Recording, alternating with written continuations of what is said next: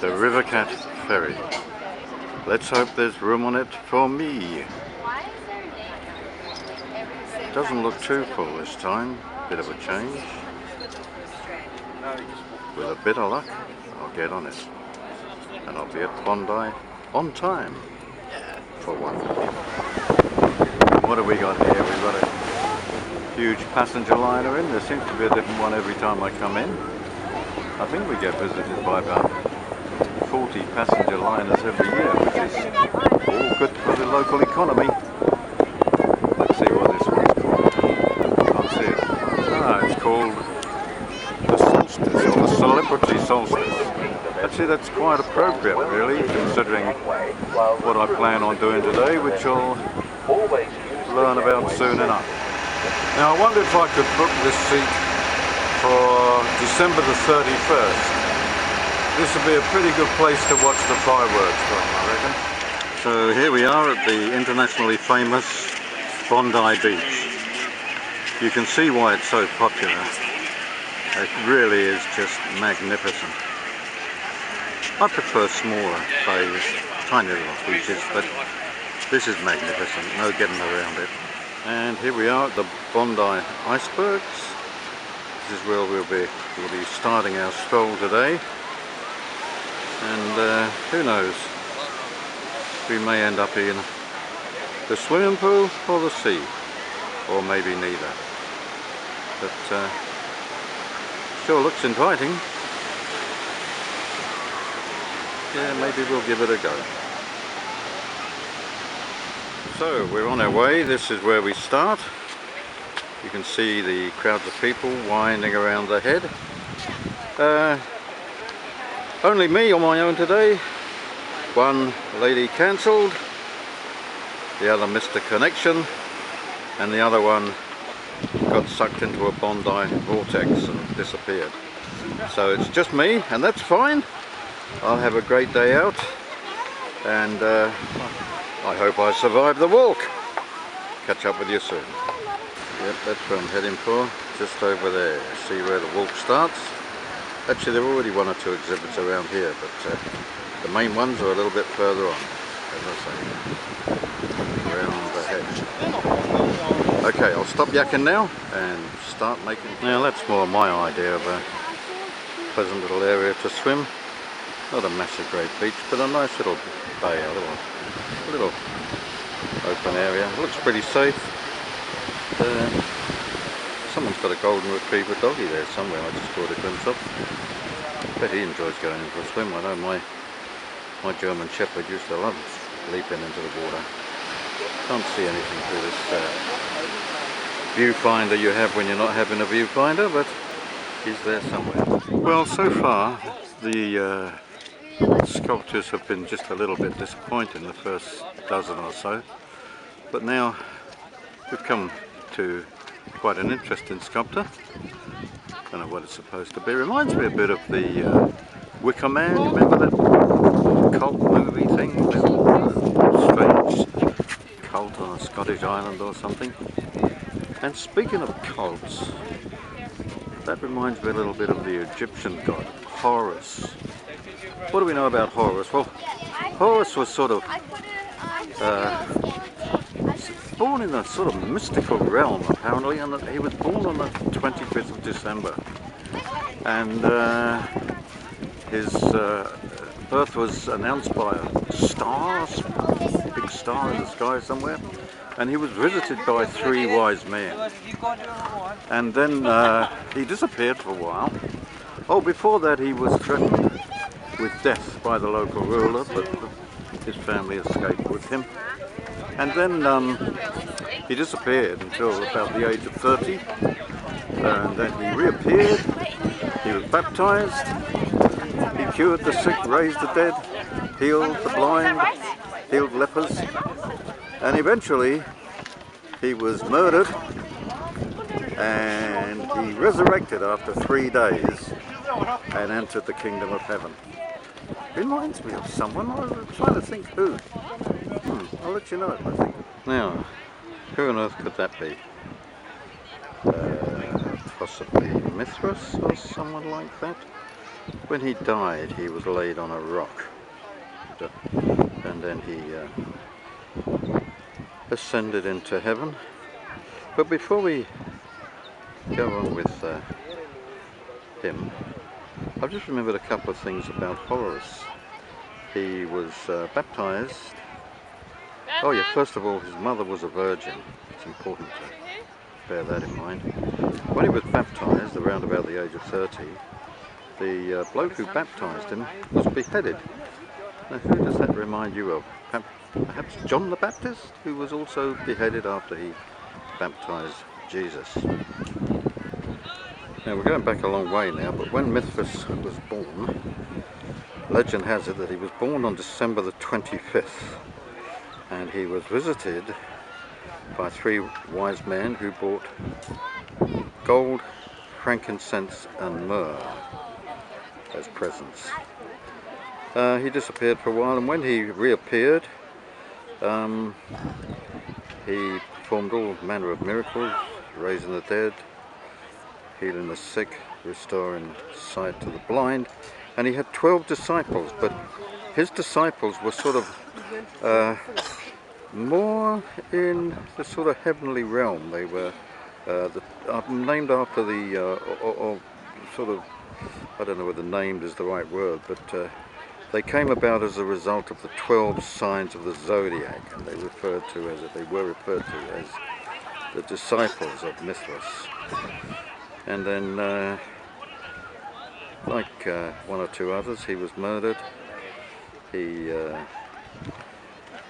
arose during the spring equinox, which by sheer coincidence just happens to coincide with Easter. And so, yeah, quite interesting. Once again, reminds me of some other chap. How about? I believe that is the Buddha. But before I tell you about the Buddha, 1 or 2 other things about Mithras. Naturally, his mother was a virgin. I mean, you had to have a virgin mother in order to be worshipped as a god. It couldn't be any other way. Now, I mentioned that he had 12 disciples. The other interesting thing is he enjoyed a last supper with his 12 disciples before he was crucified. Sorry. That's okay, no worries. But before he resurrected, he wasn't actually put in a cave like Jesus. He was laid out on a rock. So not quite the same. A few similarities and 1 or 2 differences. But yeah, so now I'll tell you about the Buddha. Now the Buddha, you probably already know quite a bit about the Buddha. You know that big plump guy you see all over Asia? Well, of course he was born a prince, wasn't he? And then he disappeared for a while. He fasted for 47 days before he became all wise and all knowing. Thank you. Jesus fasted for 40 days, the Buddha fasted for 47. And yeah, a little bit of a coincidence. Now that's my favourite so far. Humpback whale, I think it's supposed to be. It's quite brilliant. Who shall we?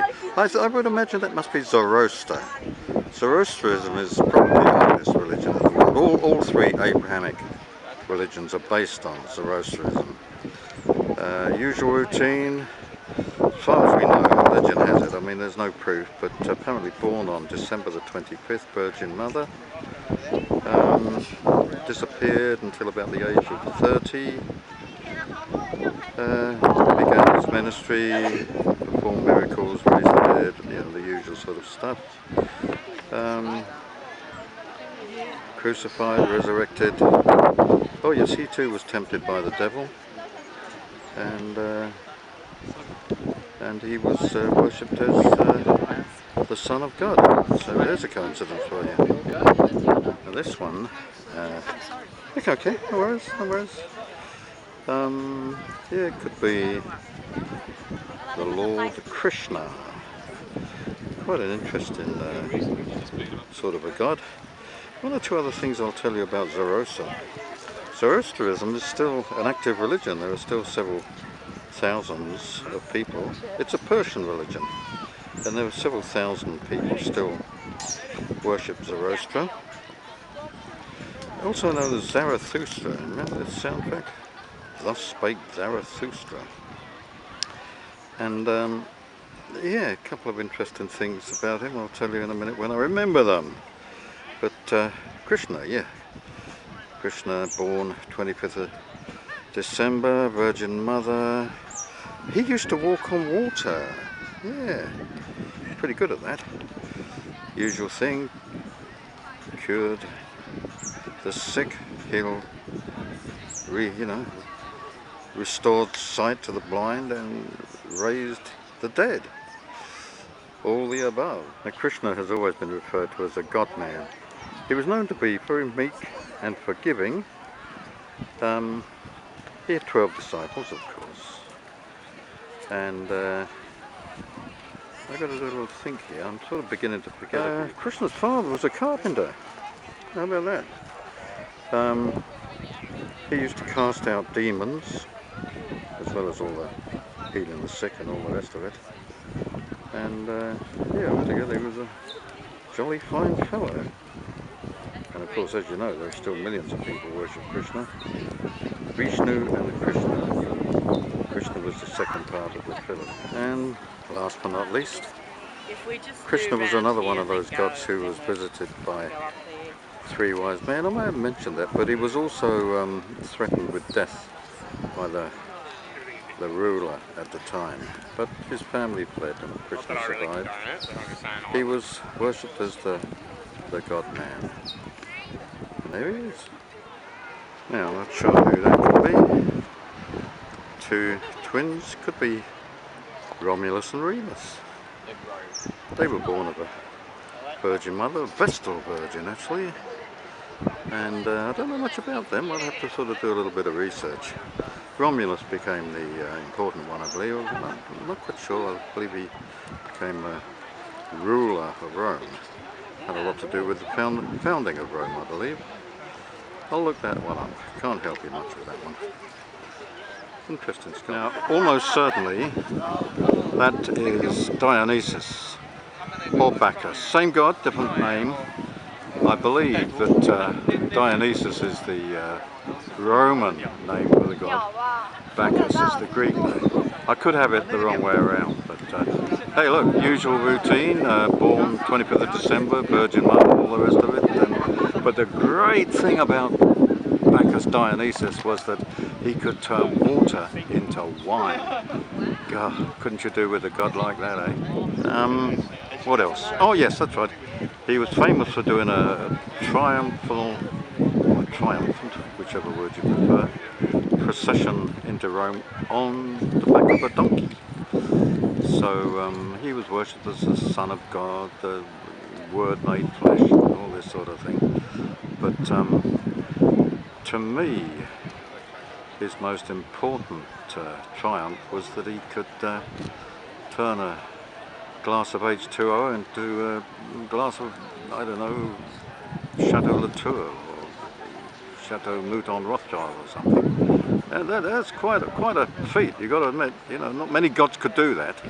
None of the others I've mentioned could do that. Only Bacchus Dionysus. So he's my god.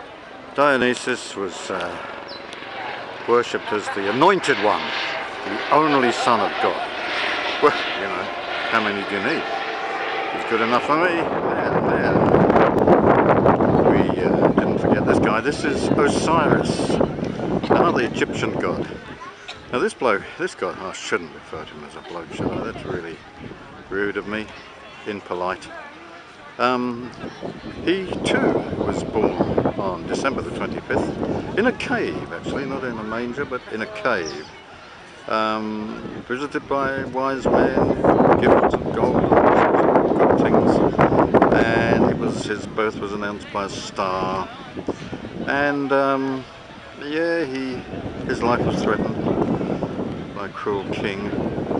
His parents saved him. He disappeared for a while and reappeared at the age of 30 or thereabouts. And the man who baptized him was beheaded shortly afterwards. And Osiris went on to heal the sick and restore sight and restore life to the dead. And then all sorts of interesting things, you know. He was crucified, he arose from the dead, 3 days later and ascended into heaven. Also exorcised demons.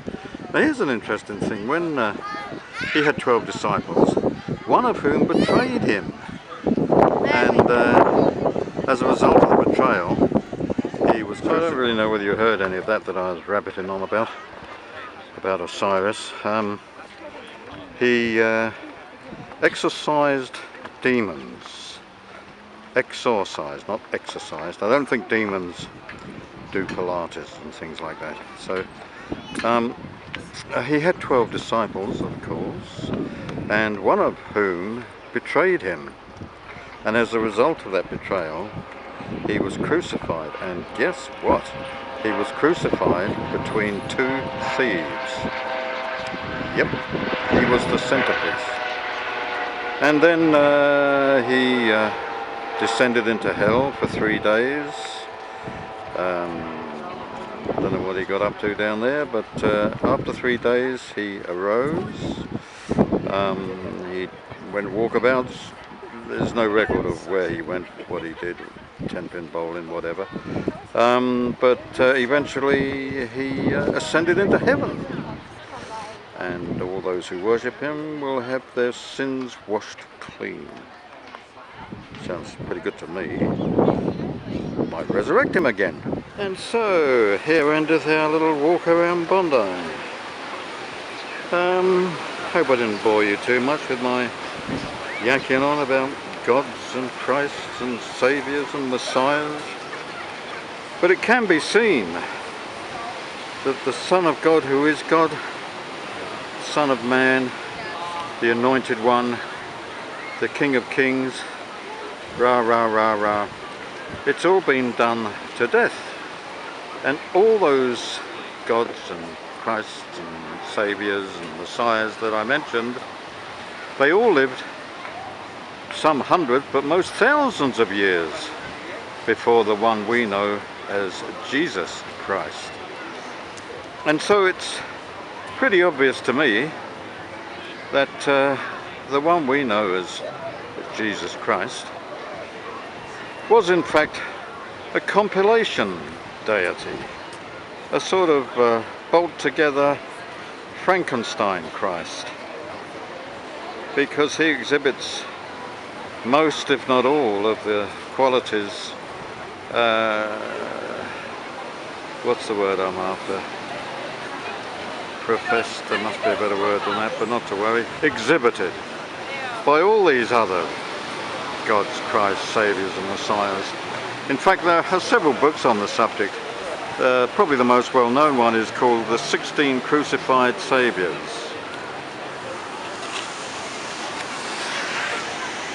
The 16 Crucified Saviours by a bloke called Kersey Graves. Now, he did come in for quite a bit of criticism because some of his facts were incorrect. What do you call an incorrect fact? Bit of an oxymoron there. But you know, who can say? You know, it's all thousands of years old. But the sheer weight of evidence, even if one or two things are wrong, seems to point to the fact that Jesus was a compilation deity, a bolt-together Frankenstein Christ. Well, there you go, look at that. That's where Noah and his family ended up, and all the animals. Two of each. Well, which way round was it? 2 clean animals and 7 unclean animals, was it? Or the other way around, 7 clean and 2 unclean? But anyway, hundreds of thousands of animals ended up in there. Noah's backpackers hostel. Who'd have thought it?